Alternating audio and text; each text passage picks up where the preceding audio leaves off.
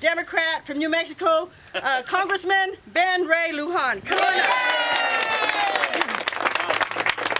Of course, good morning to everybody. I'll tell you what a beautiful day.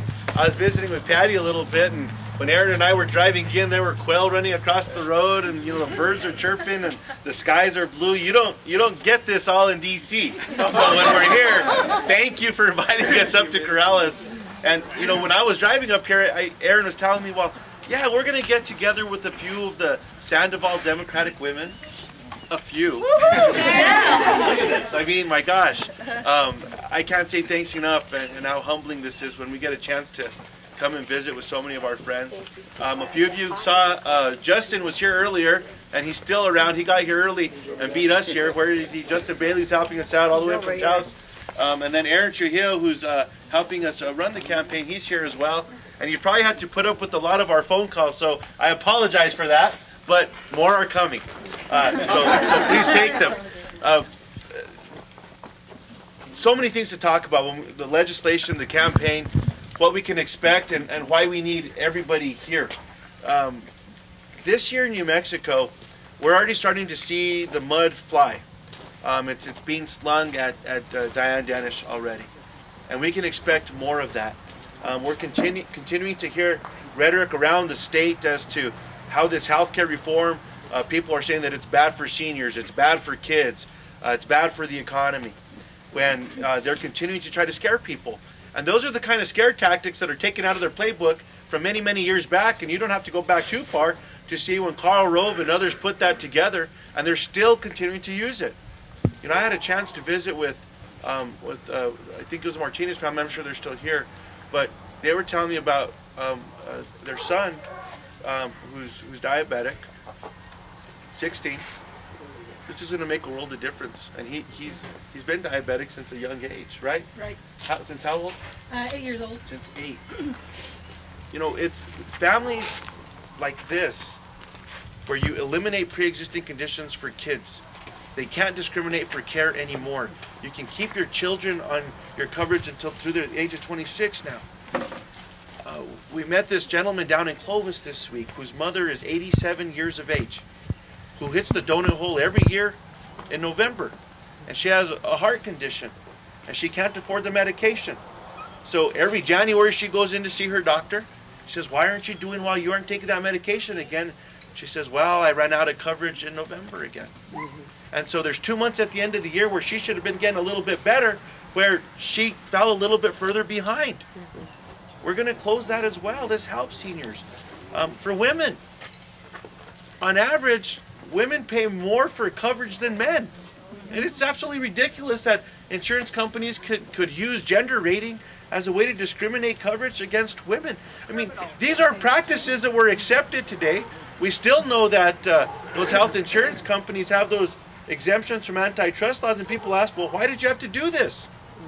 It's because these health insurance companies were treated the way that they were. They were neglecting people, pushing people away, and not putting their best interests ahead of their profits. And those are just a few examples of how this makes a difference. In addition, when we talk about being fiscally responsible, reducing the deficit by $138 billion over the next decade and $1.2 trillion over the next. These are all positive things that we would think and we would hope that some of our colleagues that are in the minority now, some of our Republican members of Congress, would see through. And we all know that this isn't a perfect piece of legislation. It's not what we all wanted to see. But it's an important step forward because it'll finally put people ahead of these health insurance companies. And that's the kind of thing that we're talking about. Now, across New Mexico and across the country, we're hearing some of the same rhetoric. And they're trying to discourage people from getting involved. And that's one thing that we have to cut through and make sure we stay active. This notion that, well, you're going to be safe in this race or you're going to be safe in this race, that's gone. Across this state, every vote's going to matter so much. Because as they're trying to fight with Diane in my congressional district or in Martin's district or in Harry's district, we need to make sure that we're maximizing turnout across the state. Because they're going to do everything they can. For the first time ever, they've tried to run opponents against Gary King, against James Lewis, against Hector Balderas. This is absolutely wrong when we see what they're trying to do. People that are doing a phenomenal job, doing a great job for people. and we're seeing them just trying to reach in and scare people and discourage voter turnout. And that's not what we want to see. So for everyone that's coming out today, for what we have going forward, for what this means, we can't say thank you enough. But we need your help like I can't say ever before. And I know you hear this a lot, and every year when it comes down, we need your help. We need your help from the bottom of my heart. And I'll tell you, speaking on behalf of Martin and Harry, and I know Diane would say the same thing, we need to make sure we're doing all we can. And we have some phenomenal lieutenant governor candidates out there. And I know everybody's working really, really hard. We need to make sure that we come together as a team. And June 1st, we're going to come out, we'll see results, and then on June 2nd, we have to come together as a family. And we have to make sure that we're taking on the rhetoric and the scare tactics that are going to be thrown at us. Because it's about putting people first. It's about standing up to health insurance companies. You know, when the Supreme Court issued their decision that corporations and foreign corporations could invest as much as they could in campaigns, Republican members of Congress were having press conferences defending that opinion. Whose side is who on? And that's ultimately what this is about. Taking on health insurance companies or putting people first? Taking on these corporations or letting them run amok? There's some clear differences here. And we can't let them scare people anymore.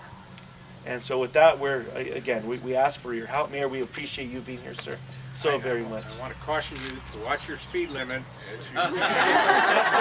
Well, I'll tell you, Mayor, as long as we have more quail running around, that's the best thing you can do to deter anybody from moving quickly. As a matter of fact, we probably have to put signs. Don't take so many photos while you're driving and slowing down. Again, everyone that's come out from all over Rio Rancho, Corrales, Sandoval County, Placitas, every little community. And we've been traveling to small towns. You know, they told us that when we were elected to Congress that there would be breaks, or they called it sometimes, you know, times for you to take time off. Well, there are breaks away from D.C., but time to come back and work the district. This last week alone, we met with the rural water users early in the week. Portales, Clovis, Tucumcari, Roy, Mosquito, Clayton. We had office hours again yesterday in Santa Fe. And that was this last week alone. That's what the weeks look like and the weekends look like when we come home and we're traveling. We want to hear from you. And I know a lot of emails, and I was talking to a lot of folks. We've probably received about 110,000 communications to my office. And they're so important, because you stay in tune and stay in touch with what's happening in the district.